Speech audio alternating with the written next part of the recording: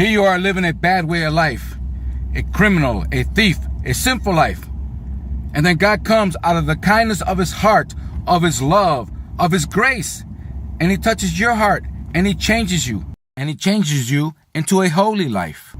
He didn't have to do that. That was just his heart, his grace. He could have just left you on your way to your perdition, your damnation. Look what 2 Timothy chapter 1 states. Who has saved us and called us to a holy life. To a holy life. So you see, you're saved from something to something else. He saved us to a holy life.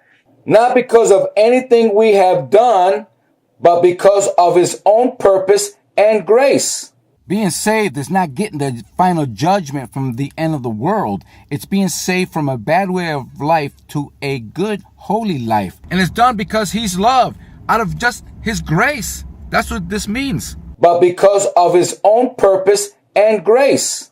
The Apostle Paul never knew anything about once saved, always saved. He never preached that. Paul said, work out your salvation with fear and trembling.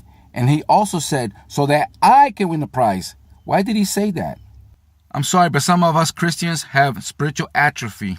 And, a lot of times I go to churches and I tell people, you got to love people. You get out there and join your community and feed and clothe and visit people in prison. And the first thing they say is, no, it's by grace. It's by grace, by grace. I'm tired of hearing that. It's an excuse. On the judgment day, if you don't have any good deeds, you're damned already. If you don't have any works to show to God, you're damned. Because when you do have good works to God, you're going to show it to him. And he's going to say, well, it's still my grace. Even though you have all those good deeds and all that love that you go out to the community, just because, you have all that, it's still up to me to let you in because it's my grace.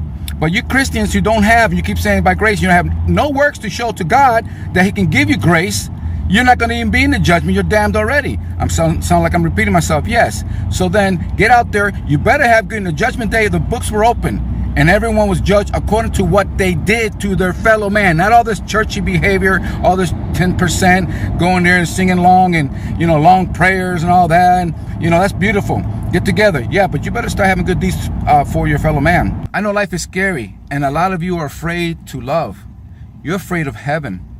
I love my Christian brethren, but I'm exhorting them, admonishing them. We got to stop being afraid to love. We got to get into the community, out into the community, because it's the end of the world.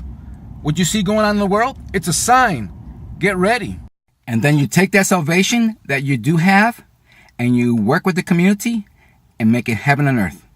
Because believe me or not, heaven is not forever. We can lose it, it can end if we don't work together. That's scary. So let's get together and love one another. As Jesus loved us, the true greatest one command.